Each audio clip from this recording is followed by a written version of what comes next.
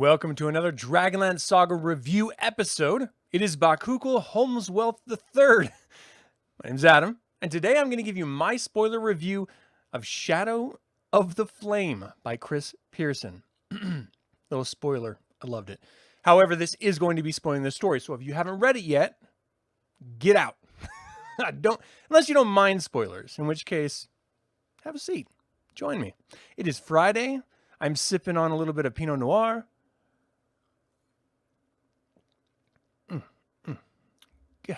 Doggone, that's good. Good stuff. And I am prepped to have a really good evening. I don't know if you guys watch Atlanta or anything, but normally it comes out on Friday, and so I'm in my head primed that Fridays I'm going to get Atlanta, but I think all the episodes have been out, and now there's like this vacuum. And where am I going to get my Donald Glover fix? I'm going to have to watch Solo again. Lando Calrissian. All right, I would like to take a moment and remind you that you can always pick up DragonLance gaming materials by using my affiliate link. That just goes to help this channel a little bit. And again, this is my perspective only. If you disagree with it, that's okay. We don't have to agree on anything. I would like to hear your perspectives, though. So you're welcome to join me live in the chat. There's a couple of you in there already. And or you can always, if you're watching this after the live stream, put it in the comments. I would love to hear what you thought of this novel or why you disagree with my perspective, if you, in fact, do. Chris, always great to see you. Michael, how you doing? Thanks for joining live. Arrakis, sup? I want to address Chris's question. What do you guys think of the Dragons of Deceit preview reading by Tracy Hickman? If the purpose of a preview is to get you excited about the novel, then I think it failed. I was not excited about it. I don't think there's anything particularly interesting that happened in that preview. The fact that they saw a gold dragon just tells me that we're going to deal with dragons, which we already knew. I mean, it's in the name, literally. So who knows? Benjamin, how you doing? Thanks for joining live. Anyway, I'm hoping the novel's going to kick Tuchus. I want it to be great. I have all the faith in the world that it's going to be good. Let's hope it's as good as this. No, as this. It's reversed on my end. Because this is stellar. All right, so here's the way these reviews work. I'm going to give you my review. It's a pre-written review of basically what happened in the novel and my scattered thoughts throughout those happenings. And then afterward, I'll just sort of riff on some of the standout characters. This is the final novel in the trilogy. And so, you know, I'm going to just sort of reflect on the entire trilogy a little bit. I'm going to reflect on some characters, and anything that you guys want to throw up in the chat, I will respond to, and we'll just have a healthy, fun little back and forth for as long as you guys are willing to hang out with me. I mean, I have things to do, so it's not going to be that long, but let's have some fun. All right, so here we go. Once again, we begin with a fantastic first chapter. And this is a trend in this trilogy. It starts with Maladar the Emperor, thousands of years before the current time the novels are taking place, in the height of the greatest civilization on Krynn, Aurum. Now, this was around the same time as Istar. Well, I mean, the truth is it was before the Cataclysm, right? So they say that there was two great cities on Krynn. Istar was one of them, and Aurum in Taladas was the other. It spanned the entire continent. It was this huge, massive empire, and Maladar was the last emperor before shit hit the fan, as it were, but he wasn't around for it. So the exact dates and times of his existence are a little fuzzy. We know that Maladar lived over 200 years. We know that he was killed or defeated before the Cataclysm hit. And so when he came back, it was, you know, it's like nearly 400 years after the Cataclysm. So he's been in prison for a very long time, just to kind of give context to the character. We find him in this sort of, you know, preface to the entire story, this sort of backstory of his story, that he had built this secret army of constructs, these sort of stone golems, is how I think of them. His generals, which are referred to as the Seven Swords, learn about his secret army and naturally are kind of pissed. So they confront him about it, and Maladar ends up killing them all. He's convinced that he's going to die from them, as he saw in a vision, and makes plans to survive even as he knows that he will be betrayed and ultimately killed. It ends up being his 8-year-old Yuegan slave who's the one that deals the killing blow via poison as a sort of revenge for decimating his tribe. And I thought that was just this sort of like brilliant little footnote. He's looking at his 7 generals of his empire who have come to confront him about this secret army that he's building. The only reason why you build a secret army is to destroy your current army. And it wasn't even them that foiled him. You know, these seasoned, hardened warriors. It was an 8-year-old boy who was just pissed that you killed his mommy and daddy. I dig it. Then we flash forward to the end of the last novel. Well, where Maladar is crossing the burning plains to raise Chaldar, the Tower of Flame, at the center of Hith's cauldron. So for those of you who don't know, in the center of Taladas, much like the Blood Sea of Istar, it's this lava sea called the Cauldron, Hith's cauldron. Hith is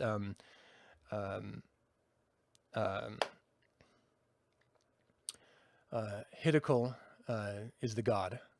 So he sort of reigns supreme there. And ultimately, like after the first destruction, what they call the Cataclysm, that's when the mountain came down and rocked not just Istar, but further northeast, knocked into Arum, Old Arum, and created this massive lava, like, it's not like a lake because it's massive. It's like continent size hole, right? But it's filled with lava instead of burning water or red water. Anyway, Hittikel erected a tower in the center of it called the Chaldar, which is this sort of tower of flame. And that's rumored where he sort of has dwelt ever since the Cataclysm.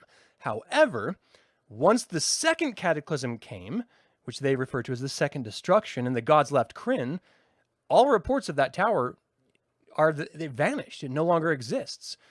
And so now he's going to raise it again, and his intent after claiming the tower is to raise Arum from the lava flow underneath this cauldron of lava and basically just conquer all of Taladas. And it seems like he's going to. So he is stopped by the fire minions and an ancient fire dragon as he's walking toward the center of Hith's cauldron. They tell him that if he is in fact the prophesied one, he needs an army. And this angers Maladar, but he leaves to raise his army. The fact is, he has an army. It's buried, but it's there. It's like those ancient, is it China that had the terracotta warriors? Like an emperor like built a whole bunch of terracotta warriors and like buried them in his tomb.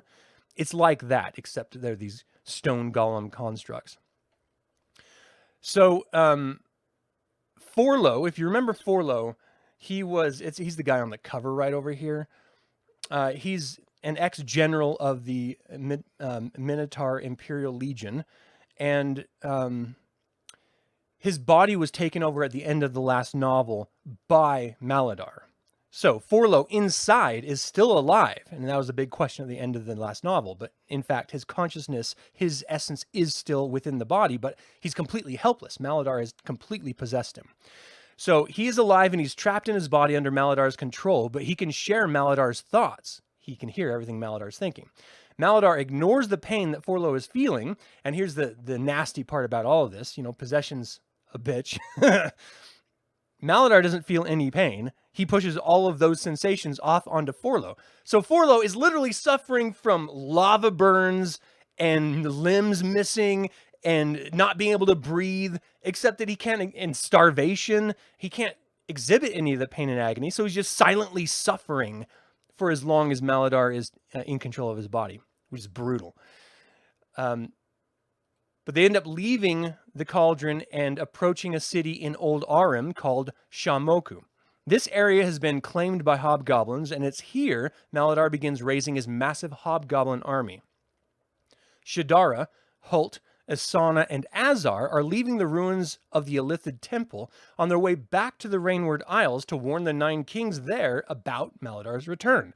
They're attacked by trolls only to survive because Azar called down lightning. And what you'll remember about Azar is He was an infant inside Asana's body when the Faceless Ones captured him in the last novel, but they accelerated his aging so that he could be the vessel for Maladar. That was foiled at the top of this temple that they're now leaving, and Forlo jumped onto his wife Asana's body that his son was about to murder for Maladar, and then once it killed Forlo, Maladar entered Forlo instead. So something he shouldn't be able to do, which is use lightning or any magic at all, because he's just a child. He's literally just a couple weeks old at this point, except aged is accelerated. So he's like, 25, 30 in appearance, but his entire sensibilities are much younger. So he shouldn't be able to use any magic, and he doesn't even know how he did it. He just knows that the need came, and he did it. They drop down into a rift in order to avoid the majority of the monsters and beasts between them and the coast, only to be attacked by massive mutant scorpions. And again, Azar destroys them all with powerful magic. At this point, Shedara and Hult demand answers, and Shedara casts a spell to enter Azar's mind. She did this to Forlo in the previous novel. They go back to when he was a child, being accelerated in age by the Faceless Ones, and he's actually killed by them. So he doesn't know how he's able to do what he's doing. They suspect a part of Maladar's essence traveled into him, and the other part is in Forlo, Azar's father. This brings hope to Asana, who appears to have aged dramatically from the whole ordeal herself. Sorry, my mouth is going faster than my tongue. So Maladar continues to conquer Old Arim and its inhabitants, calling all of the hobgoblin tribes to join him with the promise of war against the Rainward Isles. Hult and Shedara sneak into one of the tribes that are on their way to the coast to find a way around it and discover that the tortured remains of one of the town's conquered inhabitants. This infuriates Hult, who goes crazy with rage and kills many of the hobgoblins before leaving. It turns out he killed one of the chieftains, so when the clan arrives at Maladar's army, they tell him about this Uigan who killed their chief. Maladar knows exactly who it is and actually sees them through his magic crossing the ocean between Old Arim and the Rainward Isles. He's not worried about them learning about the coming attack because, quite frankly, he's an arrogant asshole. Okay, all bad guys are, right? So Shedara and company arrive at the Isles and are approached by a mage who learns of the original Azar's fate from Asana and takes them all to the king's audience. So the original Azar was one of the Faceless Ones who was a spy for the kings of the Rainward Isles. He was going to help Asana escape. He failed, got tortured for days, and then ultimately killed. So in honor of him, because her son didn't have any name, she named him Azar. So King Nakheel is a centaur. The wizard that took them to the king is a wizard dwarf named Rochambour, and he is his advisor. He asks them to join him in a hall which is used to contact all of the 9 kings of the Rainward Isles. This is an area where it's multiracial, and though there probably are some biases and stuff, they're all working together ultimately for their own survival. So they all listen to the tale thus far from Shedara, which is basically the first 2 novels. They prepare for war with the oncoming hobgoblin army after hearing about the tale, and the kings and their men at arms all assemble on the shores. Maladar tells his hobgoblin leader Gashai to lead the troops across the sea and sack the kingdom of Suluk, which is the closest kingdom on the Rainward Isles. Gleefully, he leaves as Maladar travels to his old tomb, where his stone army, millennia before, await him. The army sails across the sea and meets the Rainward armies. They have an all-out battle, which was wonderful to read. I felt like I was actually there watching it. And the use of magic and tactics that Chris Pierson presented in this were really stunning. It was just presented masterfully. As soon as Maladar woke his army, it blew the top off the mountain and sent a shockwave out across the Isles, devastating everything. I mean everything, including Suluk and the Hobgoblin army. Azar saved his mother, Shedara, Hult, Rochambour, and King Nakheel, but the rest of the entire kingdom was devastated.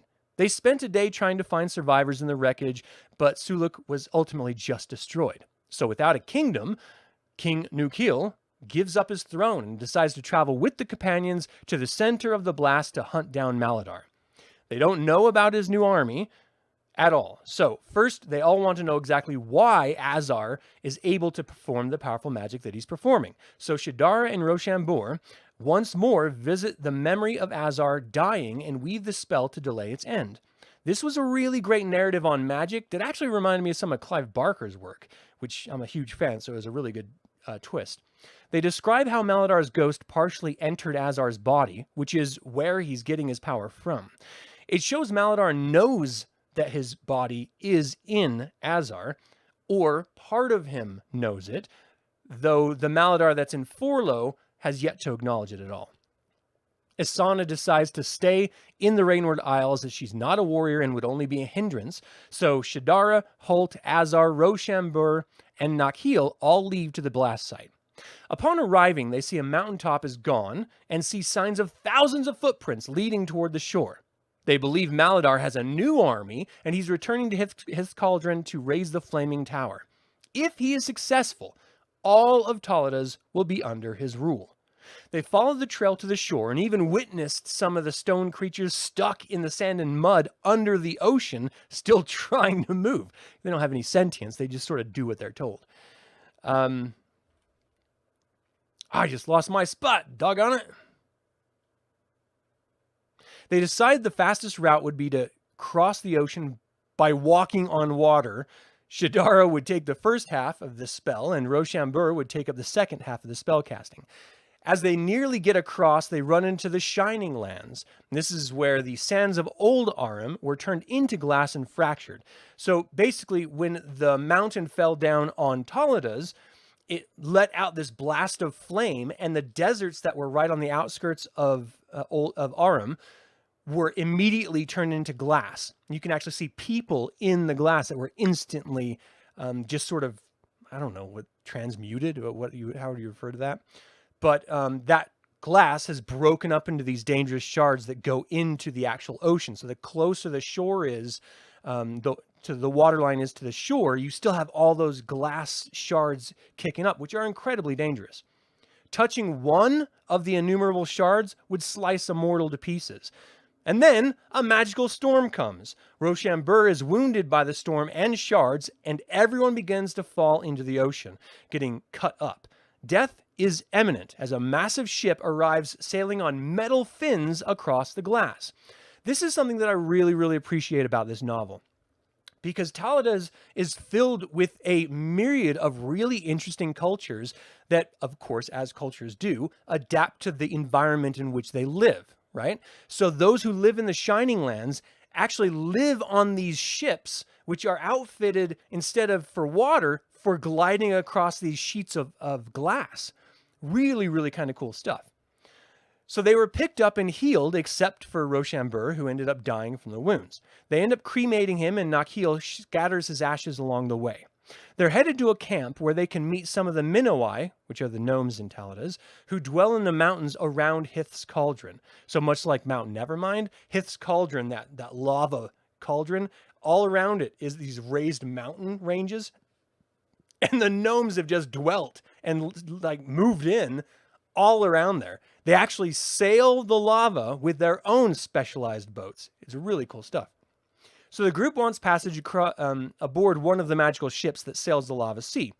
Maladar arrives at the cauldron and sees Hith himself, Hidekel. He tells him that he doesn't serve him or any god, but he will work on raising the Chaldar, the fire tower, and complete the task of bringing back Aram. This pleases Hith, but the god knows something he's not telling Maladar. Maladar crosses the raised bridge to the center of the cauldron and is stopped again by the fire minions and the dragon as before. Only this time, he has his army and tames the creatures. Forlo tries to kill Maladar. He tries to take back control of his life as Maladar is flying on the flame dragon, and he leaps off into the lava, except the fire dragon just it's so massive, it just turns its head and picks him back up. It's like this horrible failed attempt. But what are you going to do if you're possessed? You got to end it, right? He's in so much pain and torment. I got to keep marking my place here. He's rescued by the dragon, and Maladar burns off his hand to spite Forlo. So Forlo's like, what are you going to do? You can't harm me. You need my body to cast your magic with your, semantic hand gestures and such. And Maladar's like, I only need one hand to raise Arim, and plunges the other hand into the lava. How messed up is this guy?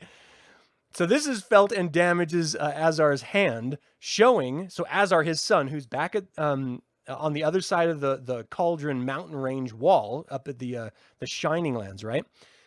His son, who also has a piece of Maladar in him, actually is showing results of his own hand burning and blistering from his father's suffering.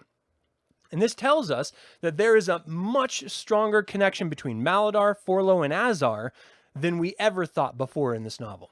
So Azar and Forlo share Maladar's soul and apparently sensations, and ultimately thoughts, as we learn later on. As Maladar raises the Chaldar, flame erupts from the cauldron, seen by the party and the gnomes. The gnomes agree to take them to their home. I'm going to try to pronounce this. Ilmokrutandabrunthebram. Ilmokrutandabrunthebram. Anyway. Ilmok. Via a hot air balloon. And they meet their king. So one really cool thing about these gnomes up in Taladas is that they are much more successful in their inventions than the gnomes down in Ansalon. I mean, they're the original source of gnomes, so you would hope that they'd be more successful. Anyway, their discussing passage is a massive alarm is sounded, and they're alerted that the entire fire minion population has appeared and is moving on the gnomes' home. So the gnomes are regularly attacked by these fire minions because they sail the seas looking for mineral deposits and stuff. So they have natural defenses, they have techniques in order to combat these. But what they've never faced is this incredible massive army that's facing them now. It's never happened before, so they're appropriately kind of freaked out. The companions demand access to a ship in order to travel to Chaldar, as the gnomes only have one ready, which is an old ship, but it's captained by a gnome named Nosk, who's seen years of travel in the Cauldron. They head out, and many of the fire minions end up marching on the gnome kingdom, turn to engage them. So they stop before they're out of range of the actual gnome towers, so that the tower's defense can help them fight off this fire gnome invasion. And they wait for the battle. The tower ends up throwing these columns of water on the fire minions, and it essentially puts them out. They sort of run because it hurts them. And the ones that it doesn't hit, they end up being fought off by these repeater crossbows and swords, which are the ends of the bolts of the crossbows have these little vials filled with white dragon bile, which is this sort of like frost effect. So if it hits the fire minions, it naturally hurts them more than just a regular magical item would. But they also have swords where you hit a button in the pommel of the sword, and it through the what is it called, the blood run or whatever that center of the blade is. It pours the white dragon bile down that length, so that when you hit an actual fire minion, it does the exact same thing of damaging them even more. So clearly they have their own, customized defenses here. Let's see. They stop at the lava near the tower. The tower throws water on them. All right, so they end up defeating those minions and moving on toward the cauldron. Back with Maladar, he ends up raising old Arim from his memory, but Hith is actually tormenting him, and Maladar knows he's not entirely himself.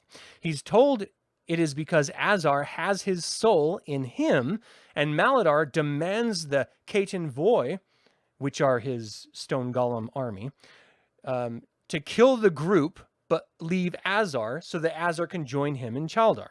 He sends the majority of the constructs of his army off to assault Taladas and topple the various regions. The party continues on, and near the raised Arim are attacked again by fire minions, who end up killing the captain and most of the gnomes aboard. The ship is now just sort of drifting in this lava, and it's sort of sinking. Hult is grievously wounded, and everyone leaps for the new city land before the ship sinks. Azar ends up focusing and healing Hult as Shedara and Nakheel move to fight the remaining constructs that were left behind in order to kill them. The battle nearly kills Shedara, who is ultimately saved by Nakheel, who succumbs to the onslaught and is killed himself. Hult is finally healed. Now, this is what bothers me about this book. Hult is healed by Azar, who uses Maladar's power. But Maladar is a sorcerer. He's a wizard. He's not a priest. He has no healing ability, but apparently he does. And it doesn't make any sense because Azar's magic is coming from Nuvis, the Black Moon, as they refer to it up in Taladas.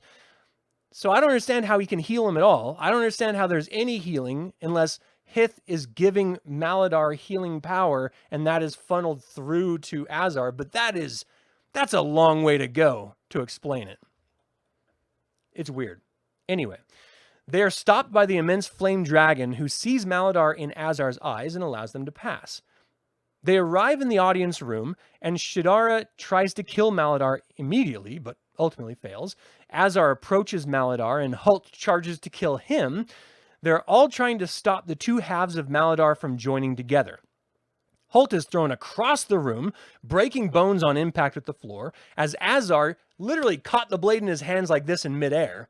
Azar then thrusts the blade into his own throat and slowly dies in order to stop Maladar from becoming himself as powerful as he's ever been. Maladar says, I give a damn, reaches into his body and pulls out his soul, which is tethered to his own essence, I guess it is, through this sort of cord. It reminds me of if you're doing any astral travel, you have that tethered cord linking your body to your spirit, your essence. That's what this feels like to me. Forlo, deep inside of his own body, loses his mind at watching his son's death and forces Maladar out of his body with all of his strength. And this catches Maladar by surprise because he's focusing on retrieving his soul. So now the soul and essence of Maladar is slowly joining. Shedara throws Hult her sword and Hult catches it in midair, turns around and cuts the cord like I did my two kids' umbilical cord from their mother. I mean, mine wasn't as heroic. It was kind of gross, but it's still a cord, so it counts. And so Hult, who is a Yuigan, ironically defeats Maladar just like the Yuigan did the first time, and banishes Maladar to the flame of the cauldron. Forlo has a mild pulse, but is still alive. Azar's bleeding out, but has the strength to send the three to safety as the tower returns to flame and sort of crumbles. And Azar finally dies. They all part at the Rainward Isles, so Forlo can finally join his wife Asana. Hult tells him about the folklore of the Takhansho, and so the Takhansho is a folk tale that says if a child dies before a year of their birth, their essence, their spirit, just sort of dwells with the tribe. And so if the family tries to have another baby, that soul, that spirit that's floating around will re-enter the mother's womb and become the new baby. So Hult is telling Forlo this, look, you got to try again. Your son wants you to try again. This is a folk tale that says, who knows, maybe your son will come back to you. And he and Shedara, who are now a couple, leave to travel Taladas. Maladar is imprisoned in the flame by Hith, which, much like he was imprisoned in the stone before at the very beginning of this story, his constructs have stopped rampaging the land and are actually returning to the cauldron. And that's where we end the trilogy. So the way I interpreted that was that Hith is basically mocking Maladar, saying, look, you may escape from here. You escaped this stone, but you're going to be here tormented, isolated and alone for the rest of all of Krynn's eternity, if I have anything to say about it. I don't think Hith counted on his constructs, because one of his constructs he actually imbued with a little bit of sentience so that it could, make decisions as it's destroying all of the other cultures on Taladas, or sort of subjugating them. So I think the point of that last scene was that those constructs are going back to rescue Maladar, and it's just going to raise them right back again. Anyway, this was an emotional journey that changed the way that I thought about Dragonlance. This is the second time me reading through it, but it has been since it was originally released, since I read it the first time. This was as epic as the Chronicles or Legends and set in an unfamiliar continent that still felt very much like Dragonlance. I honestly believe this trilogy should be required reading for every fan of Dragonlance. It is simply that good. And there's a couple things that sort of hit me really, really close to home. Shedara, who had a relationship with one of the wilder elves in the last book, very brief, they just have these little moments. She realized she loved him after he died. But now she's starting to find that same attachment to Hult. And so they have this moment where she literally busses Cherry. Like, she goes off and they have sex. He's never had sex before because he's been a sworn bodyguard to his Chovuk Boila, which is his tribe's chieftain. And they're not allowed to have sex. So this is literally the first time he's ever gotten it on. And it's with Shedara, who's this badass moon thief. So it could be worse. It could be a lot worse for the fella's first time. Everyone busts chops about it and gets all pissed off and butthurt about it and like walks away when they confront him. But it's just this idea where Shedara is living this life of, if you can't be with the one you love the one you're with. And then that ends up turning actually into love. Like, she's appreciated Hult since she's known him, because she's seen what he's capable of as a fighter and as a loyal friend. And the sacrifices he's willing to make on behalf of others just sort of draws her to him. But it's nice to see these relationships literally bloom from nothing throughout the course of this trilogy, and seeing them strengthen through shared experience and literal trauma that they all go through. Another thing was the way that they approached Forlo and Azar, his son, and how by the time they finally meet up at the end, Azar is as old physically as Forlo's grandfather, because he never stopped aging, because Maladar never took over his body.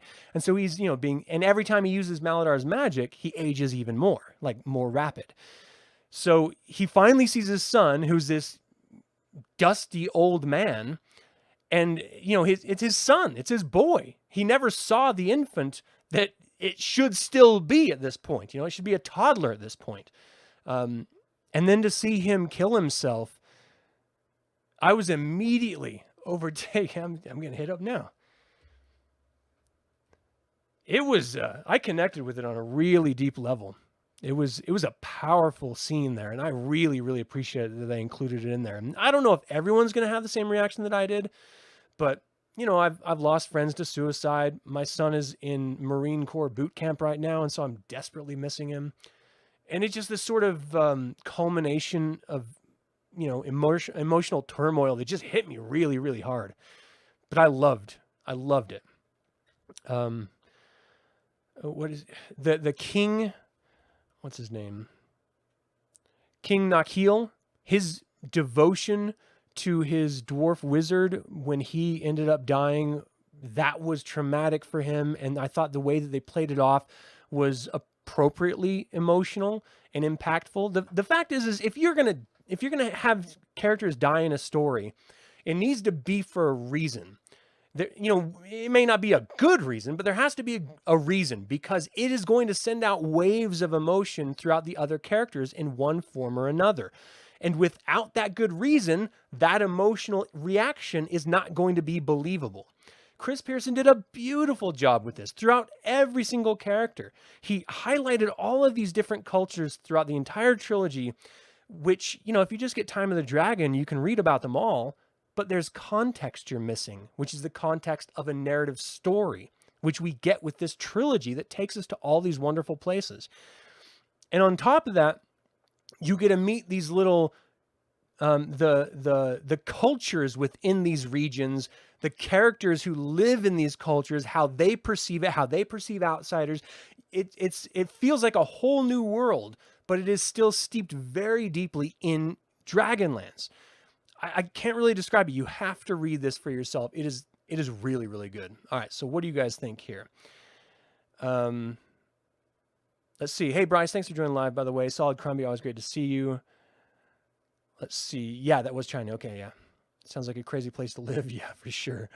You're pondering getting this. You should get this Skull Cowboy. It is totally worth it. It's on Kindle. You can get them, used books. They're not expensive. It's totally worth it. Let's see. Yeah, Blood Groove. Thank you. So lesser form of lichdom using bodies as vessels. Yeah, that's kind of how they presented it, except the way they presented Maladar and Desh is that he is more powerful than any being that has ever walked the face of Krynn, full stop. He was imprisoned for, thousands of years, but he is like the most powerful person after the War of Souls outside of a god. And everyone is terrified. The magic that he's able to do off of a whim is just astounding. I mean, it buries Raceland, it buries Fistendanilus, it buries Magus, it buries Galen Dracos in his ability. Like, he is that powerful. And he was around before Galen Dracos even, you know? I mean, he was like this original bad guy. It was just he was a continent away, and so no one knew about him on Ansalon. And he was always devoted to Hiddekel, which is weird because talk about third-tier bad guy gods, you know? But okay, you know, you need to have a friend. They got a friend in Hith. Let's see here. These aspects show the difference between the soul and the spirit.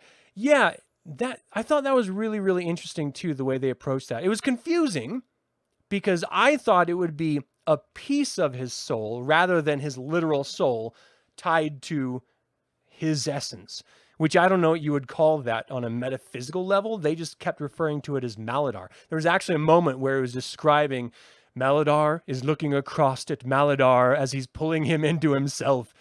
And so that part of the writing, I was a little like, maybe you could do a little research and try to come up with some sort of, I don't know, vernacular to describe this better than just saying Maladar looks at Maladar. But the rest of it made up for it, so I didn't mind it. Let's see, what else you guys got? You really dig Pierson's books, but never heard of this before. The fact that it's fleshed out at Time of the Dragon. Oh, yeah, dude. Cart, thanks for joining live. It's rad as hell. You're absolutely right. Your son into Dragonlance. You're debating when to introduce your 8-year-old. My son is not. He is into 5th edition Dungeons and Dragons. And before he left, he played it with his friends all the time. Which, whatever. That's cool, you know. We play board games together and we watch movies together. He's never really... And to be fair, I've never really like broken him into Dragonlance. Like, I have my obsessions that I don't try to push on my kids. If they look at the bookshelves or the games all across the house and they ask me questions, then I'll answer them. But I don't like to lead them in any way. And that goes, you know, socio-politically, religiously, anything. You know, I let them sort of come into things on their own. My parents did not do that. I was raised a Mormon. You know, I never really went to church, but that's what they always tried to instill in me. And I rejected them whole cloth because of it. And they ultimately rejected me whole cloth because of it. And so I did not want to have that relationship with my kids. So I thought encouraging them to be inquisitive and understand a whole host of different political viewpoints, philosophical viewpoints, and religious viewpoints, and understand the difference in cultures and sexuality and gender was really important. And then let them come to wherever they want to be on their own terms. But at least they're aware. At least they know. And G.I. Joe said knowing's half the battle. So can't be too bad. All right, let's see. More Krynn is always good. Here, here. We need to choose your own adventure type. Dragonlance books, the old cool stuff. Those are great. Well, we got 5 of them technically. So we've got, you know, that one-on-one adventure is kind of like a choose your own adventure too. So that was pretty cool. I think so, Skull Cowboy. Definitely. You're getting too old for this shit. Roger, you're never too old for this shit, man. I'm too old for this shit. And I've created a whole channel based on it. Like, it's just fun, you know? That's it. Just have fun. All right. Well, that's all I had for this episode. Do you guys have any other comments or questions? Let me know. I'm going to take a sip and then we'll close this thing out. It's actually really hot over here. I live in Utah, which is naturally desert anyway. I live in northern Utah, and so it's actually, normally this is the best time of year, you know, an average like 70 degrees, but we get these weird heat waves in the last couple of years. And today it's just been really, really hot. I don't know if you can see the sweat dripping down off my face. It's pretty brutal. All right. So anyway, that is it for my review of Shadow of the Flame by Chris Pierson. What did you think of the Land of Taladas? Do you think Maladar and Dash will return? You can always email me at info@dlsaga.com or comment below if you're not watching this live. Thank you guys so much for tuning in live. I really appreciate you. I got to tell you, I love having the interaction.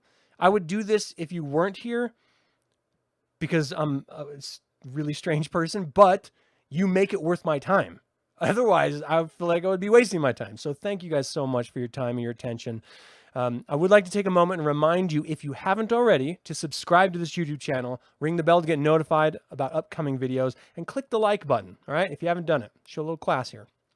This all goes to help other Dragonlance fans learn about this channel and its content. This channel is all about celebrating the wonderful world of the Dragonlance Saga, and I thank you for joining me in the celebration. My name's Adam. This has been Dragonlance Saga, and until next time, Slan Javar.